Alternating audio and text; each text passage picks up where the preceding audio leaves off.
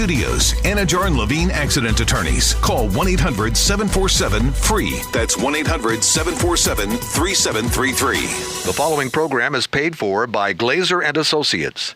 The views and opinions expressed in this content do not reflect those of 850 WFTL.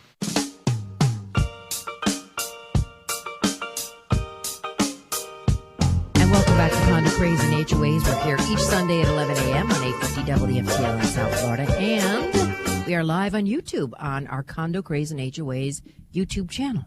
I'm Karen Curtis, and I'm here again today with attorney Eric Glazer from Glazer & Sachs. He's board certified by the Florida Bar in condominium and plan development law and has a firm with attorneys in Fort Lauderdale and in Orlando. And we are here each week to answer all your calls and emails about the issues that make life in your condominium or HOA absolutely crazy from 1 minute to the next. We'd love to get the phone lines going early or the YouTube chat box going early, answering all of your condo and HOA questions, no matter where you are in the state. So give us a call right here in the studio, 877-850-8585. That's 877-850-8585. Or if you visit us on the Condo, Craze, and HOAs channel, on the YouTube channel, you can put some questions in the chat box. Right. And Eric, if you're...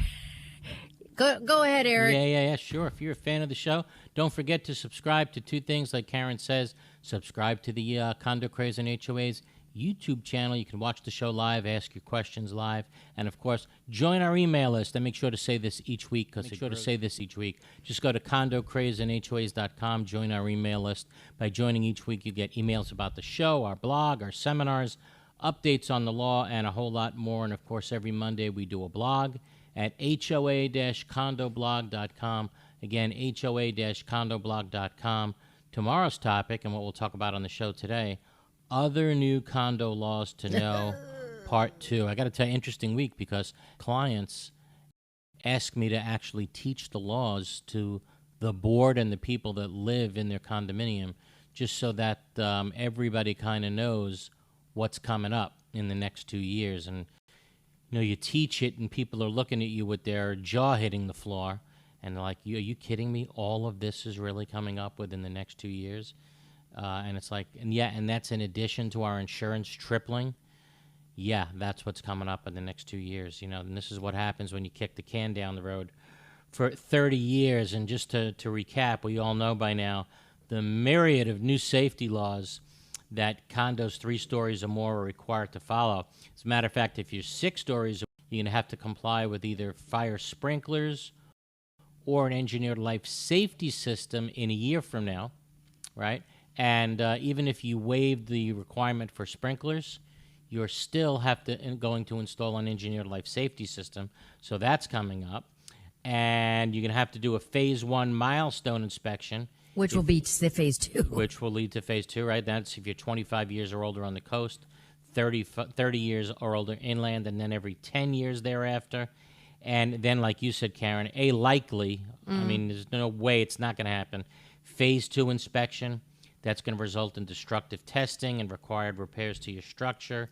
And then, of course, you're going to have to do structural integrity reserve studies by an architect or engineer. And then you're going to have to fully fund your reserves. If they're not already. Yeah, all of that's coming up, Karen. I mean, there's just a lot coming up. There is. And, and last week, Eric, we learned that there's actually more to know. Yeah. That's why it's so important to listen to the show and take Eric's classes, because, again, this was the most active and complicated legislative session for condominiums ever. Karen, you said something about take classes. It's hard to believe this was the most, like you said, the most complicated legislative history of the state of Florida, right? These laws are just beyond important for board members to know, right? Yeah. And I mean, it can save lives, obviously. And what gets worse, there's legislation in the statute that says if board members fail to do these things, they have breached their fiduciary duty and they are individually liable. Think about that. Whoa. But you know what we removed from the statute? The requirement for the directors to learn the laws. You can still get certified by signing that dumb form. If this isn't hard to believe, I don't know what is. So you have to learn the laws. If you don't learn them, if you don't enforce them, you've breached your fiduciary duty, but we're removing the requirement to actually learn the laws. Yeah, which is like imperative. just, bizarre that the legislature would do this, but we'll fix it next year. But associations are going to have a lot of inspections done on their property. We're talking about a Phase 1 study, a Phase 2 study, and a structural reserve study. So lots of studies. Well, that's if you can get a structural engineer Exactly, or right. anyone to be able to come in and do it. And I'm sure the unit owners will want to know the results of these inspections. Will they be able to find out? I mean, are they going to get copies of the inspection reports? Yes, this is important to know. Yes, they will. Especially if you're selling your unit. Absolutely. The unit owners are going to be able to get copies. And here's what the statute says. Upon completion of a Phase 1 or Phase 2 milestone inspection and receipt of the inspector-prepared summary of the inspection report from the architect or engineer who performed the inspection, listen to this, the association must distribute a copy of the inspector-prepared summary of the inspection report to each unit owner, regardless of the findings or recommendations in the report, by U.S. mail or personal delivery, and by email to unit owners who previously consented to receive notice by email. And the association must post a copy of the inspection prepared summary in a conspicuous place on the condominium property. Wow. And must publish the full report and the summary on the association's website if the association has a website. In other words, mandatory full disclosure. Board, Yeah. you cannot hide this report. I did not know that. Yeah, whether it's good or bad, everybody's getting a copy of it. Wow. Yeah. Wow. That's amazing. What about the developer? I mean, are they shielded like usual from these new laws? Yeah, finally, the developers are not shielded from these new Oh, laws. they're Listen at to this. accountability. Yes, what do you know? In fact, the new law says, notwithstanding when the CO was issued a building. Think about that. So this, regardless of what the developer builds, the developer must provide a milestone inspection report included in the official records under seal of an architect or engineer authorized to practice and attesting to the required maintenance, condition, useful life, and replacement costs of the following applicable condo property common elements. You ready? All these things have to be in the developer turnover report.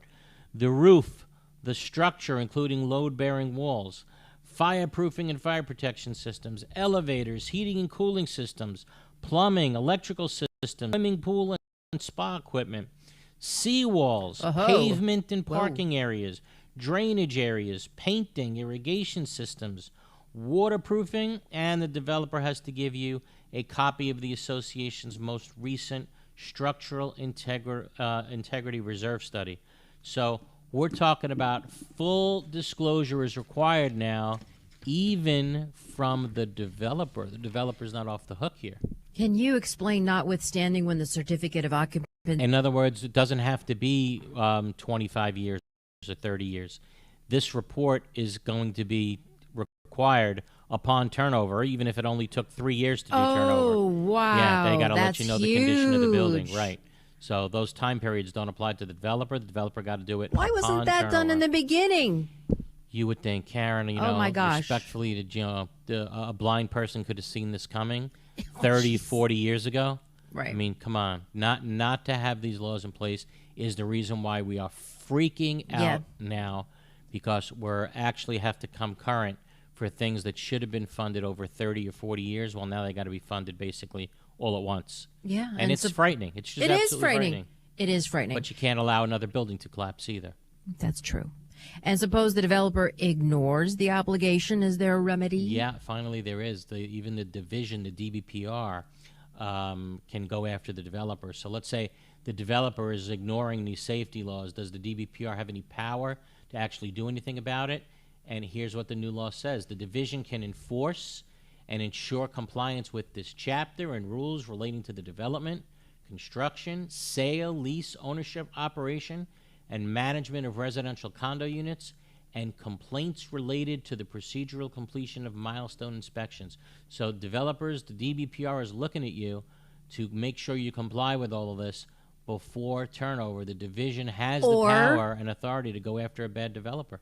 Meaning what? Go after them in what way? And force them to do these inspections, force them to provide copies of the records to the owners. That finally, the division has some teeth here. However, once the developer has turned over, right, after turnover has occurred, The DBPR only has jurisdiction to investigate complaints related to financial issues, elections, and the maintenance of and access to records, and the procedural completion of structural integrity reserve studies. But that's it. That's all the division has after turnover. If you're not funding reserve accounts, technically they don't have power to investigate that.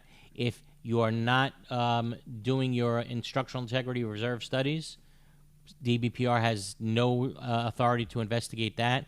Again, very, very few things that the DBPR can investigate once turnover happens. It's basically financial issues, elections, and maintenance of. But it's a state law, so the state can come after you. Well, it's going to be up to the unit owners actually to go after their own board again. I gotcha. With no help basically from the DBPR.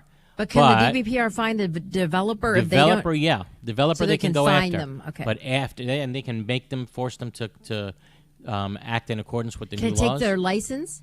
Well, there is no developer license, but really, but can they fine them? I'm sure they can.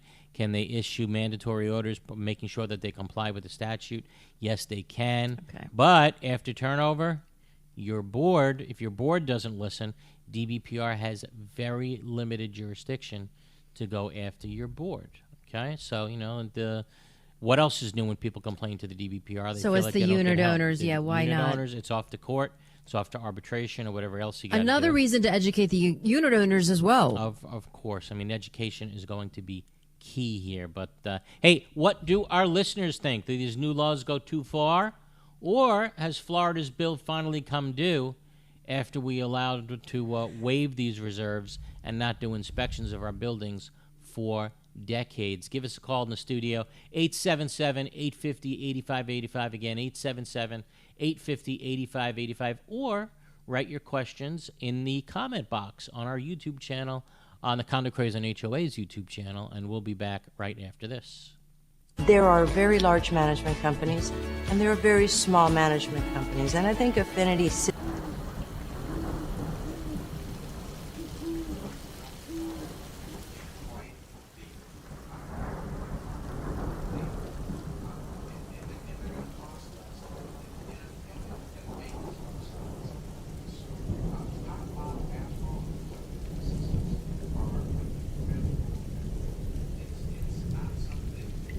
Oh no, an unexpected leak.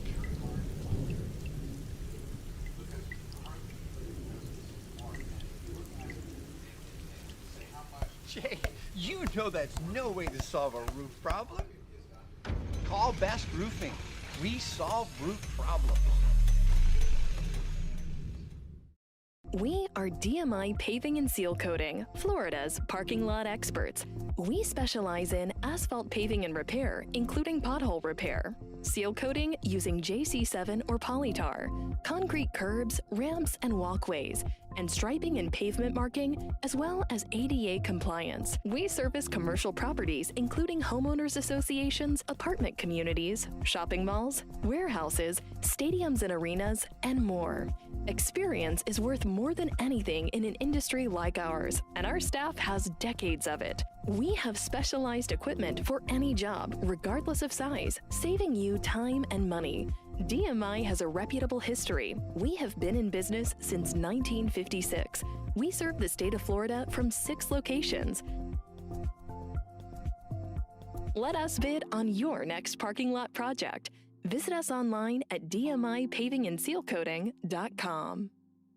There are very large management companies, and there are very small management companies, and I think Affinity sits somewhere in the middle of that, where they are big enough to provide you with all of the back-of-the-house services, the accounting, the infrastructure, the support systems, but small enough to be high touch. We believe at Affinity that we do the 9 to 5 so that you don't have to do that.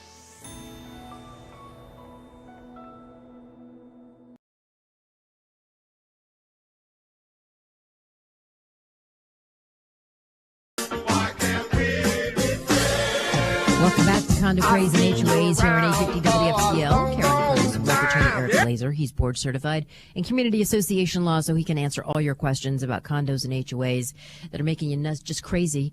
Give us a call, 877-850-8585, 877-850-8585, or you can go to our YouTube channel at Condo, Craze, and HOAs and ask us the question in the chat box. All right, we had a question on our chat box about the ability to record meetings, and the answer to that, and I tell everybody when we do the seminars, you got to make yourself knowledgeable with the Florida Administrative Code, not just Florida Statute 718.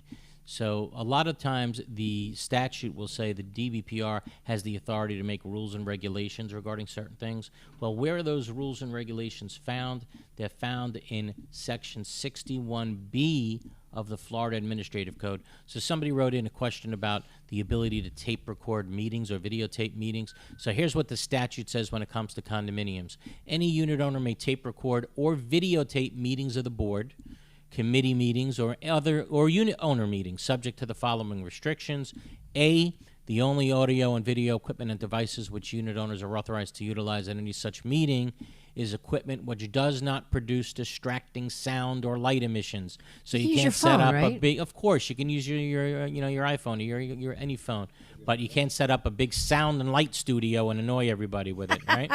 And here's if adopted in advance by the board or unit owners as a written rule, audio and video equipment shall be assembled and placed in position in advance of commencement of the meeting. What about with those big clapboards? All right, action. Yeah, right.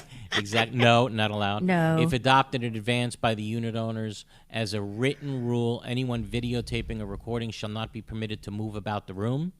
Right? Oh, that would be distracting. D, if adopted in advance as a written rule, written notice shall be given to the board by any unit owner desiring to utilize any audio or video equipment.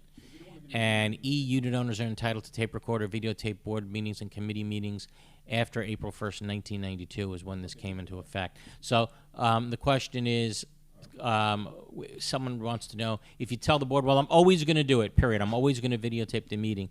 Is that enough? And I think, yeah, if you're letting the board know, if they have a written rule that says they want to know in advance and you're letting them know in one shot, I will be recording each meeting, then I think you certainly complied with that rule. What if you live stream it? Very, very interesting. There's nothing that talks about that. Because like if I can't make it and I want to see it and I tell you to go live stream it for me. That's right. Nothing in Why not? Nothing in the statute or in the administrative code prevents you. That prevents it, right? And sometimes boards flip out. Of course. When their board meeting suddenly is on YouTube. and this happens, streaming. Sure. And this happens all the time. But is there currently anything that prohibits it? No. Is there any way for boards to actually prohibit it? I don't think so, because there's nothing in the statute or administrative code that would prevent it. So I don't think the board has the authority on its own to make a rule that says you can't put this on YouTube. But, my gosh. How about we go to our first call of the day? Salem in Miami. Salem, how are you? Yes, hi, Eric. Good morning. Hi, Karen. Hi. I have two quick questions. I would like to know if it's faster to remove the entire board or only one board member. Okay. Because we can wait till November, the new election. Okay. So if you're going to remove one member, when you do the recall form, you don't have to fill out the middle section that requires you to have candidates who are willing to take that person's place. You can just recall that one person. What makes it a little harder when you're trying to recall a majority of the board or more is you have to have people that are willing to step up as replacement candidates and put them on the ballot as well. But if you have those people that are willing to step up and take the place of the people that are getting kicked off the board, then it really shouldn't make a difference if you're recalling one or five. As long as you have the votes, it's going to go just as fast. Okay? Okay. And my other question, the boards, they vote through email, then they ratify their vote at the board meeting, and they call it pooling, but they vote. Okay. So So here's how what the statute says. The statute says board members may communicate by email, but they can't vote by email. So in practicality, what does that mean? So you have a 5-member board, and next week on the agenda is to hire Joe's Landscaping Company. So between now and next week, the board says, okay, what do we all feel about Joe's? Everybody is emailing each other. And everybody says, yep, Joe's is great. We did the bidding. I know people that gave him great references. Everybody agreed to go with Joe? Yes. Okay, everybody agrees. Does that mean Joe was hired yet? No. Now they have to hire Joe at a properly noticed board meeting that the unit owners have a right to attend and speak at. So they can agree before the meeting to hire Joe, but they can't officially hire Joe until they take a vote at that meeting. Okay? So that's what the law currently allows. Is it the same thing, for example, when they talk by email about an applicant, a buyer of a unit, and they decide that it will be approved, and all the screening and all this is done? No. Before they approve officially this buyer at the board meeting? No, it shouldn't. Again, obviously these decisions, these final votes, should always be made at a properly noticed meeting where the unit owners have a right to attend. There can be no final decisions at any of these by email, period. The final decisions have to be made, again, at a board meeting, properly noticed, where the unit owners have a right to attend. Salem, I hope that answers your question. We got to keep moving. How about we go to Barry in Miami? How are you, Barry? Hey, Barry. Good. Hi, Karen. Hi, Eric. How are you? Okay, what's going on? Good. I'm in Croatia, and I'm going to Slovenia. You're kidding. Wow. I was there years ago. What city in Croatia? Yeah. I'm in Umag, Croatia, and I'm going to Ljubljana, Slovenia. Wow. Nice. So, think of we are international today. Yeah. I was in Croatia when they broke away from Yugoslavia. Really? I was I walked the walls in Dubrovnik. Oh, Dubrovnik is beautiful. Yes, beautiful. What a gorgeous city. Yeah. Absolutely oh my gosh. incredible. Yeah. How can we help? We got condo problems in Croatia? I was in Split, so- too, by so the way. I just quickly want to go over the condo rules in Croatia with you. Right. I'm just kidding. So, If you don't, you get shot if you don't. You take can't the be trash. funnier than the host, Barry. That's the Ah. problem. Go ahead. Go ahead. That is he's laughing. She likes Oh, I love it. So there's no way that structural integrity reserve studies can start to get prepared until next year because nobody will prepare them. And the reason why nobody will prepare them is they don't know what the rules are. And most condominiums, the majority of them currently use pooled reserves for the reserve component. Yep. And if they have to use straight line reserves for the new structural integrity reserve components, reserve study companies, first of all, they won't do a hybrid reserve study, which uses two different methods. Right. Secondly, they have no idea what to do with the components that have been sitting there for roof, for for all these other components that are pre-2025 components. Do they have to be transferred over? And thirdly, in our condominium, straight line reserves cost twice as much as pooled reserves. So when I talk to structural engineers, I talk to reserve specialists, they can't get started. They don't know what to do with windows. They say, well, the windows are the responsibility of the unit owner.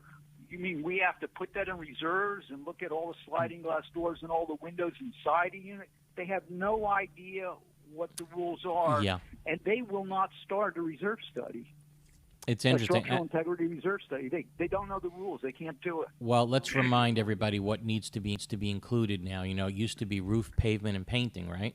So now what's required in a structural reserve study, the roof, load-bearing walls, the floor, the foundation, the fireproofing and fire protection systems, plumbing, electrical systems, waterproofing and exterior painting, and windows is thrown in there, and sometimes The unit owners are responsible for windows, not the association. So Barry's point is, why should that be in the reserve study? And I think you're absolutely right.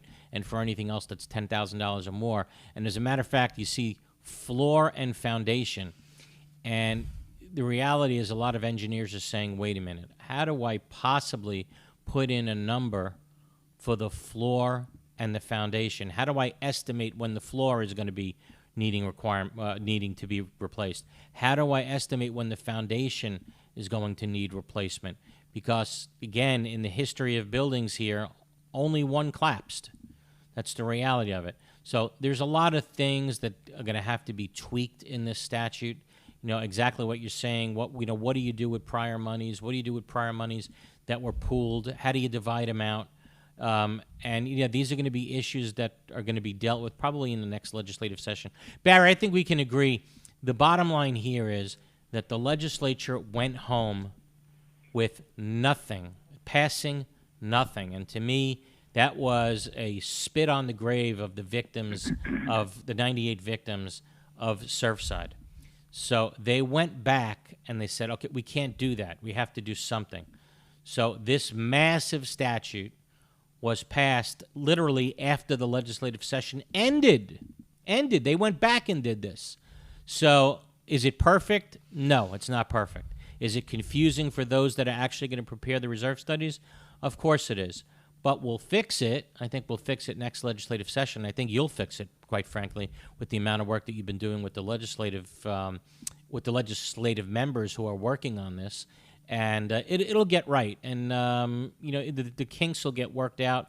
But as a whole, this is a pretty amazing statute. This is a statute that tells the world that we are never going to let another building fall in the state of Florida ever again. It acknowledges, I think, that we should have gotten ahead of it years ago, and it acknowledges that going forward, we're going to do the right thing, and I think the legislature came through. Is it perfect? No. But did the legislature do the right thing and say, okay, finally, we got to get ahead of this. We got to stop giving unit owners enough rope to hang themselves with? Yes, I think that's what happened here. And I, for one, I'm happy that they did it because I think it needed to be done. This is something that I begged them to do years ago. In May of 2018, I wrote that blog urging them to do it, and that was exactly when the Champlain Towers were going through all their inspections. I begged the legislature to please start requiring mandatory reserves. Wasn't listened to, and it took a collapse of a building to actually get the legislature to... No, it didn't. Yeah. It took your letter. It took the letter after they didn't do anything. They didn't do anything, yeah. It took your letter to the governor saying, what are you doing? Yeah, how did this happen? If another building falls in your watch, on Mr. you. Governor, you got a big problem on your hands. And but Barry, then, you're right. yeah. This statute isn't perfect, not by any means.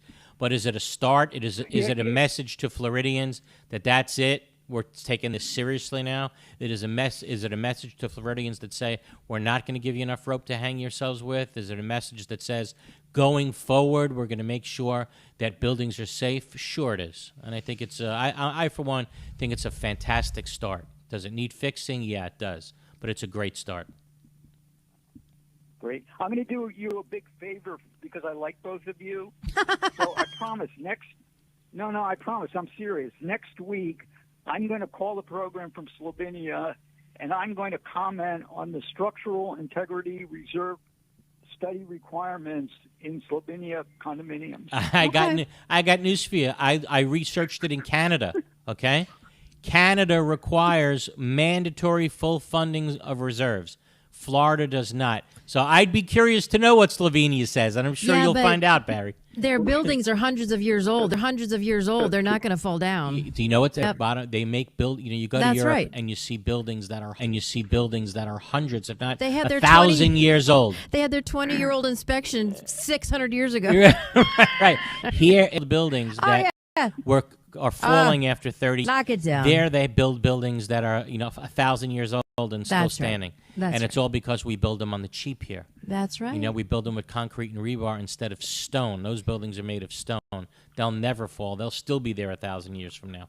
But we got to take our Bottom of the hour break. Barry, thank you so much great. from calling in from so far away. Much appreciated and flattered. Let's take our bottom of the hour break. Thank you. Keep the calls coming in, 877-850-8585, 877-850-8585, or go to the Condo Craze channel on YouTube. We'll be back right after this.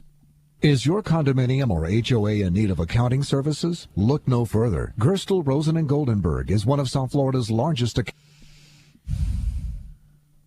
Salem, Joe, Donna in Palm Beach, Elise in Boca Raton.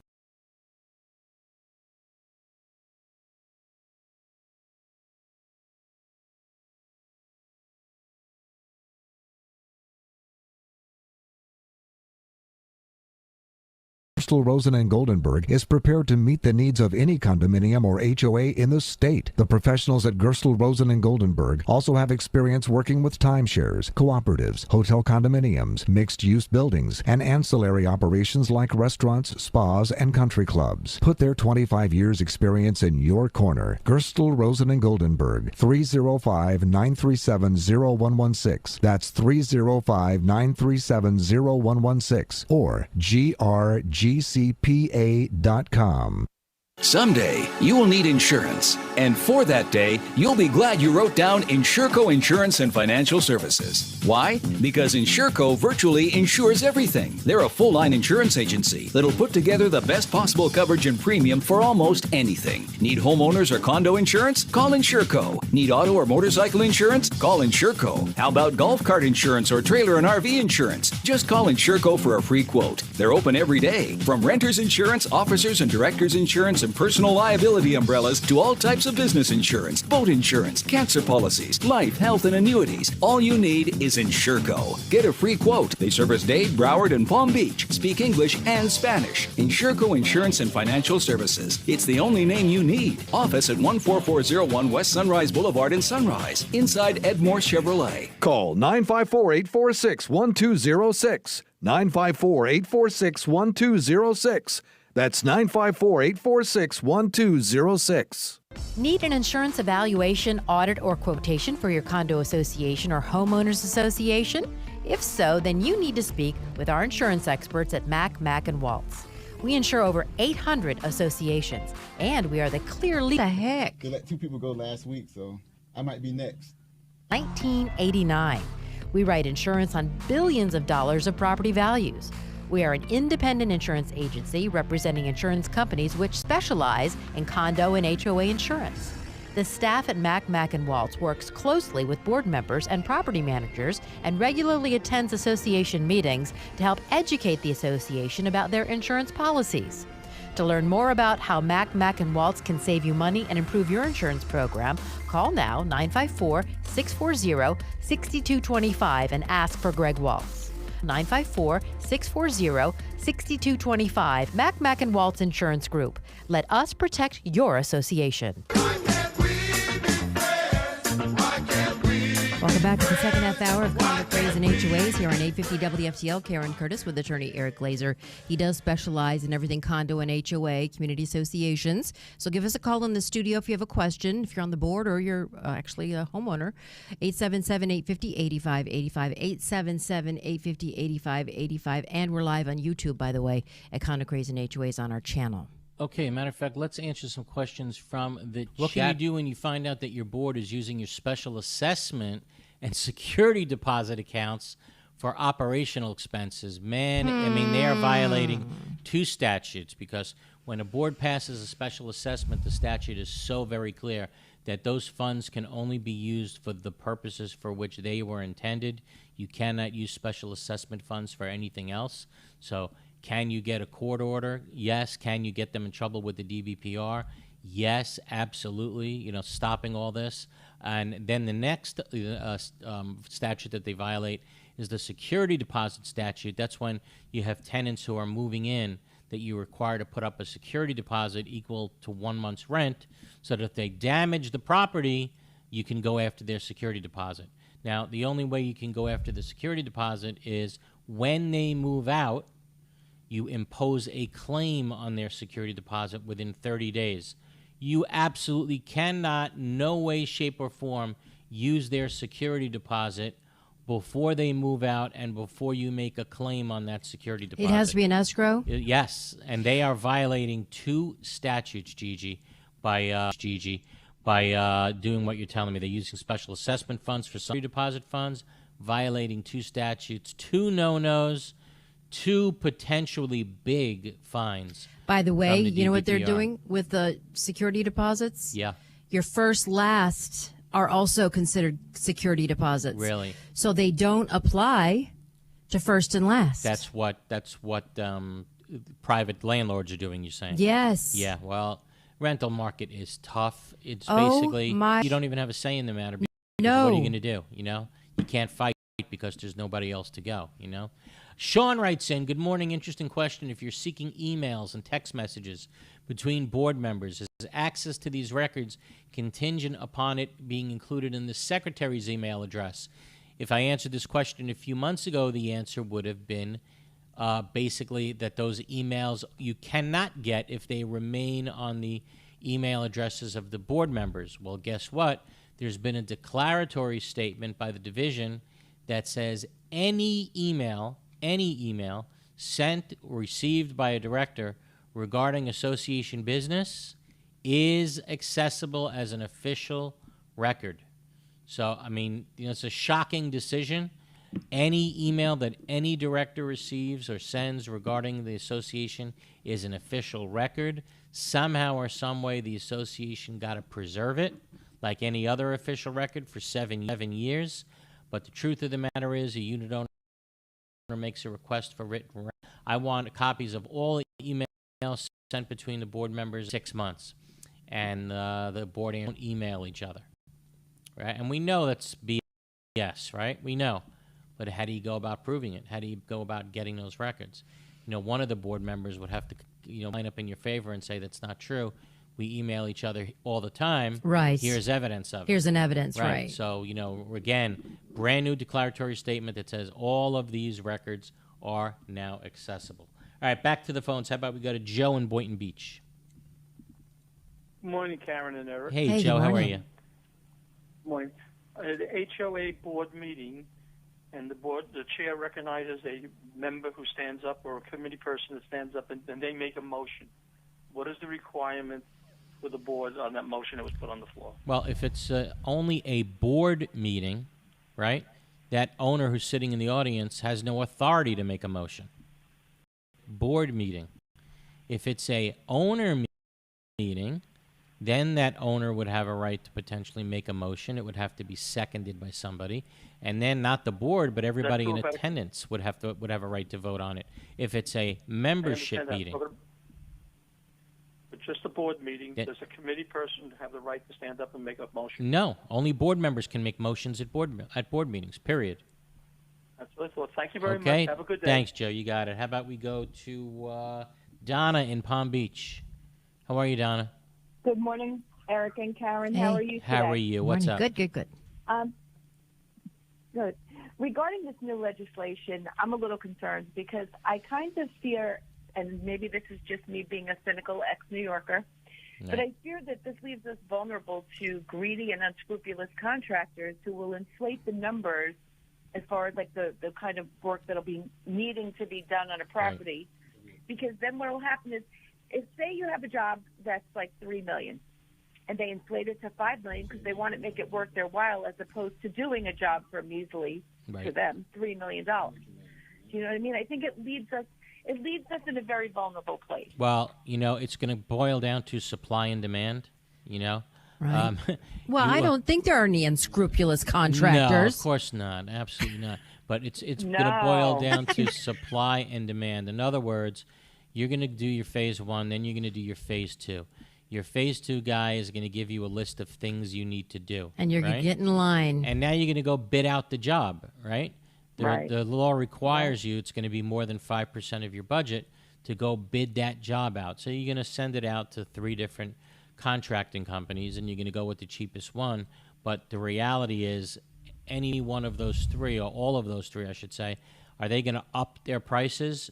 No two ways about it, because the amount of work that's going to be coming is just absolutely insane. To each other and know how much They're upping it? No, you don't know. These are closed bids. The three don't know. One might up it way too high. One might up it way too high, and that person's gone.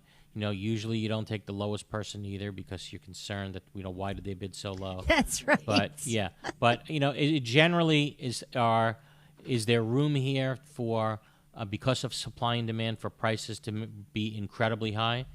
No doubt about it. Yes, prices are going to go up. Right. No two ways about it. There's still supply chain issues out there where they can't get, equipment, they can't get parts, they can't get labor. Labor is hard to get. So, yes, prices of things are going to be astronomical. You add that up with your incredible, massive increase in insurance. You add that up with just the cost of these inspections alone. And, man, if you're a condo that's at least 25 years or older and you didn't put away money, you have a lot of catching up to do. And, Donna, your initial thoughts are right. Is there going to be a lot of room here for developers to up their prices? No two ways about it. Contractors. Yeah, the contractors. Yeah, I'm sorry, not developers. Contractors. No two ways about it. But to me, it's going to boil down to supply and demand. These guys are going to be absolutely loaded with work. You want to use us? Here's our new price. That's the bottom line. Right. Okay? Hey, thanks for the call. We got to take our right, final thank break you. of the hour. You got it. Keep the calls coming in, everybody. Don't wait till the last minute. Don't get shut out. 877-850-8585, 877-850-8585, or go to the Condo, Craze, and HOAs channel on YouTube. We'll be back right after this. Is your home or condo looking old, worn out?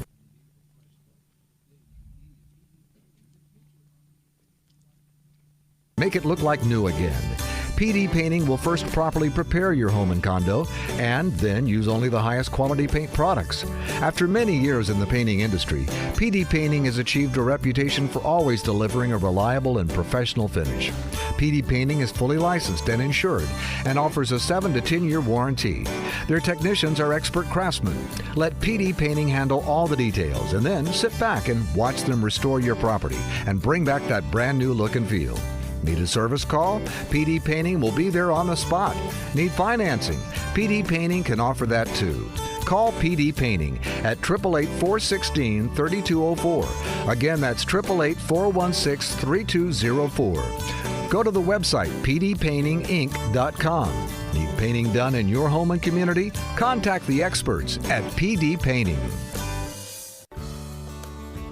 This message is for anyone who has taken on the important responsibility of becoming an officer or director in a homeowner or condominium association. It is also for the management companies who work closely with these caring people to make sure things are done the right way. Hello, I'm Gil Pomar, South Florida Regional President for Center State Bank, now the second largest bank based in Florida. Our bank, Center State Bank, has an amazing team of professionals who are exclusively dedicated to the homeowner and condo association market. Your job is not easy. There are repairs and new projects that need financing.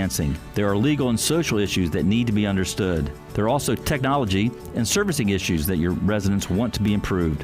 Why not choose a bank that knows this business backward and forward? Why not have a local banker who will meet with you face to face whenever it is convenient for you or your board? Center State Bank has over 2,000 associations as customers for a reason. Please give us a chance to earn your business. Call Terry Russo at 954-633-1666 to make it happen. Center State Bank is an equal housing lender and a member of the FDIC.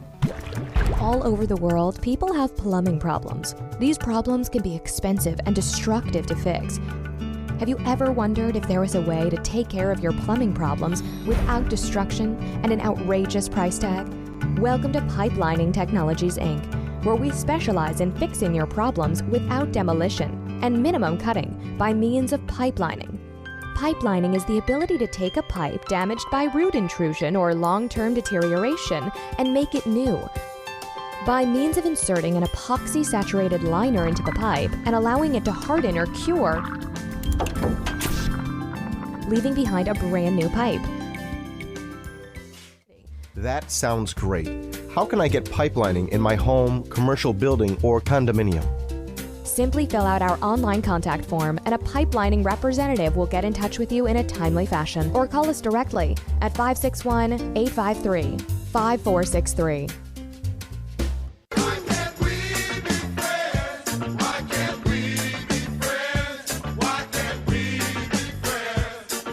where all the controls are, and they ripped out the backlight and Okay, where $12,000.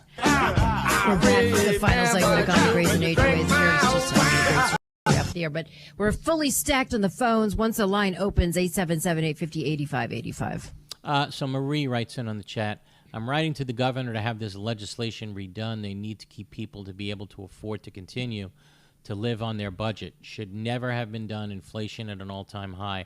I hear you, Marie. I hear you. But you got to understand, if you were living in a condo that was not reserving, you were not required to put away monies for reserves, you were not required to do mandatory inspections and repairs, you were living a lie, right? That's not what it costs to actually live in a condominium, whatever you were paying each month. Like I said, you know, the Century Village used to advertise when I was a kid in Brooklyn, come on down and live the life of luxury for $300 a month. You get you get swimming pools, and you get tennis, and you get golf, and you get shows, all for $300 a month. But the reality is, no, it's $300 a month plus your share of tens of millions of dollars in repairs that are going to be necessary over the next 40 years, right?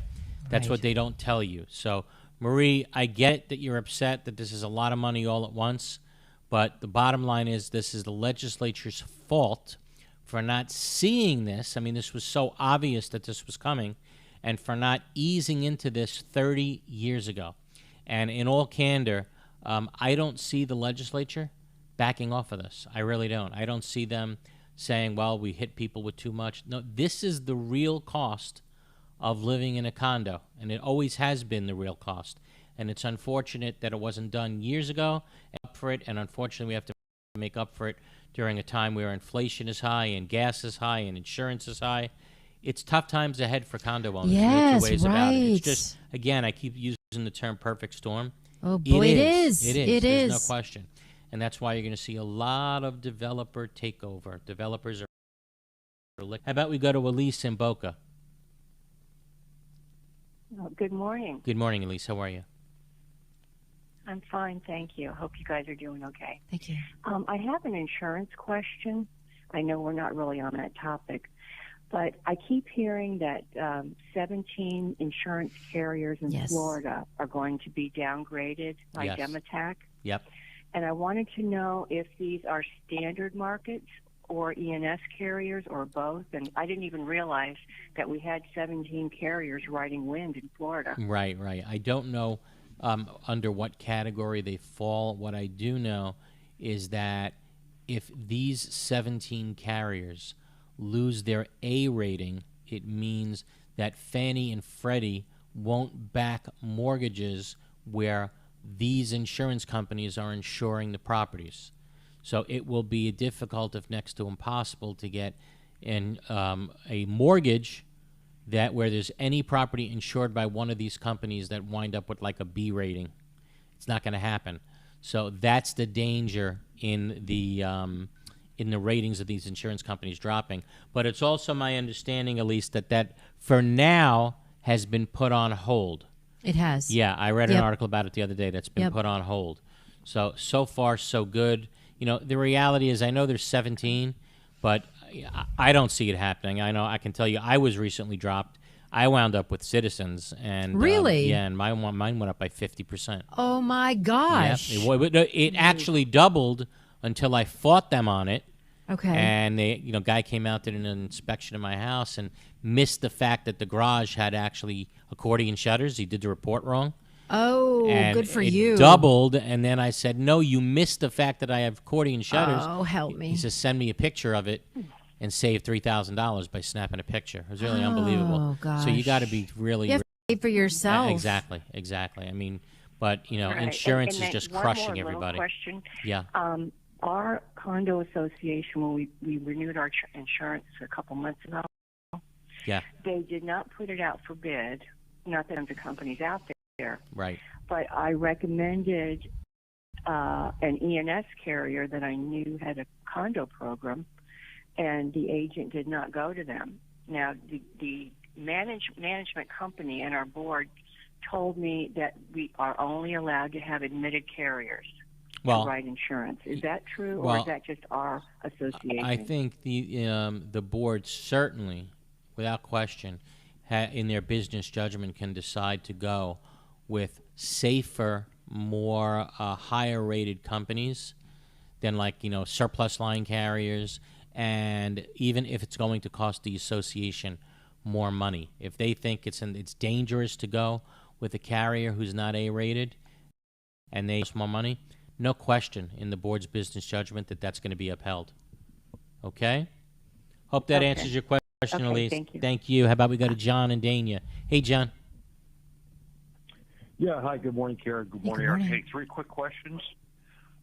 With regards to you made the comment on the email that they were accessible. Does that include HOAs? Yes, it does. No. Actually, that decision was done by the DBPR. Excuse me, that was DBPR, and it only has to do with condominiums. It does not have to do. It does not have to do with HOAs. Is it kind of what's the word I'm looking for? Does it kind of help your argument if you're in an HOA? I think it certainly does. Is it persuasive? That's the word I'm looking for in an HOA. Yes, it's persuasive, but in order to find out for sure, you'd have to take that to court. Okay, and then going back to you made comments on recording of meetings, of course. Now, I recorded our meetings, and in a retaliatory move, of course, the board, promulgated certain rules. And, I record with my cell phone, and I sit in front of the table where the board sits, and, of course, they're spread out across in front of me along with property So you have to managers. move. Well, no, I sit in my seat, and my phone is in front of me, pointing at the the board. You're not bothering and anybody. Sometimes when the guy when the person on either end speaks, I tilt the phone from my hand. In other words, I just put it on an angle. No problem. I don't get up out of my seat. I don't move. Now, during open session, when people are speaking, there's some people behind me. I'll take the phone and I'll flip it to 6 inches to the right or to the left over my shoulder, so the camera's pointing at them. They're saying, no, you can't do that. Absolutely no problem in doing that. You're not bothering anybody. You're not moving around. It would be an unreasonable rule to say that what you're doing is illegal. Question 2. Okay. Now we are on 3. Oh, we're on 3? Okay. Okay, 3 real quick. Okay, now they also promulgate a rule that says that they can you cannot live stream. It can't end up on any social media. Oh, really? Yeah. The administrative code, you said, is silent on that. So there's nothing in the statute. Yeah. Well, there's nothing in the statute that would prevent a unit owner from doing it. So can the board make a rule that says it can't be done? I don't know. I don't think so. I think that's going too far to say what you can and cannot put on YouTube. I don't think the board has authority to actually do that. You have the right to record it. What they're telling you to do with something you're recording after you record it, I don't think they have that right to do that. I think if you want to put it up, you have that right. By the way, we need. I'll give you a call. We kind of need to speak this week. Absolutely, got it, John. Thank you so much for the call. How about we go to Kathy in Pompano? Thanks for being a loyal listener. On the radio and on TV now. You got it. Be well. How about we go to is it Kathy in Pompano? Hey, Kathy. How are you, Kathy? Yes, hi. Thank you so much for taking my call. Sure. You addressed a lot of issues that we're having problems with in our condo. There's one issue that in that we have we own an apartment, a condo, in our association, and for the purpose of the board using it as an office. And we've been wanting to sell it for years, and we're told that we don't have that authority, even though we are owners. That only the board can make that decision. Is that true or false? No, it's not. It depends. We have to see what that unit is. You've got to make sure, is it a unit, is it a separate unit, or is it part of the common elements? We got to make sure it's not part of the common elements. No, it's one of the condos in a building. It's a separate unit, okay. So, yes, the unit owners would have a right to sell that unit. And I'm thinking offhand, I don't have the statute in front of me, but I'm pretty sure you'd need 75% of the unit owners to agree to sell that unit off. And if you can get it, then yes, that unit could be sold. The proceeds, again, go to the condo association. Yeah, do you have a clubhouse that they can work out of, the board? Absolutely. Well, then why are they in a unit? Right. So yes, it can be sold, That's but a the unit great owners have to question. vote in favor of it. I want to thank you guys so much for the show. Thank you so You're much. welcome. It's our honor to do it. It is. Okay, thank you. Really quick, we got to go to Alamando in the Keys. Alamando. Good morning. Thank you for taking my call. Sure thing. I have two quick questions. The first one is, can the board opt to put the condo documents on the cloud? On the Can cloud. the board put? Well, if the board has the obligation to have a website, so it should be on the association's website. There's no problem with them providing a cloud to the unit owners that says here it is. That's a good thing. The documents are public records anyway, so I think they're doing the unit owners a favor when they put them in the cloud. Absolutely. Okay. Second question is, the board opted to purchase and install an ice maker that is now labeled not for human consumption. Oh, dear. What does that mean? No, You can't use. not I'm sorry, 75% of the vote was never even contemplated, and permits were never pulled. Wait, if it's not for human consumption, what the hell is the ice used for? Like for your cooler? I believe just unjust. They must have a great demand for fishing, which we don't. Oh. Okay. So the water's not filtered in the ice maker. Strange. So I they bought believe this ice the maker. system They're has a filter. It was not taken care of, and it just went Oh. down the tube. so the question is, they spent money on something that probably wasn't included in the association's budget originally, and that's what makes the purchase illegal. Okay, because it wasn't included in the association's budget. Okay, can't spend unbudgeted funds Thank you unless so it's much for your time. emergency. You got it. Really quick, we got David in Delray. David, you probably got 30 seconds. All right. One quick question. Yeah. If a person is in arrears in their maintenance fees, how many months can you charge them for the $25 additional For late? every single month that they are delinquent, that $25 is charged. Period. And if you read the statute closely, it's $25 for each assessment. So when they owe 3 months, like in month 3, you can charge them 25, 25, and 25. The way I read that statute. So you don't want to get caught owing money in late fees. Guys, I just got that whisper in my ear. Time is up from VJ. Thank everybody for tuning in. Remember, if you need legal help off the air during the week, give Glazer and Sachs a call in the office, 954-983-1112. Again, 954-983-1112. Everybody have a wonderful, safe, and healthy week, and we'll see you again next Sunday at 11 a.m. Thanks, Eric.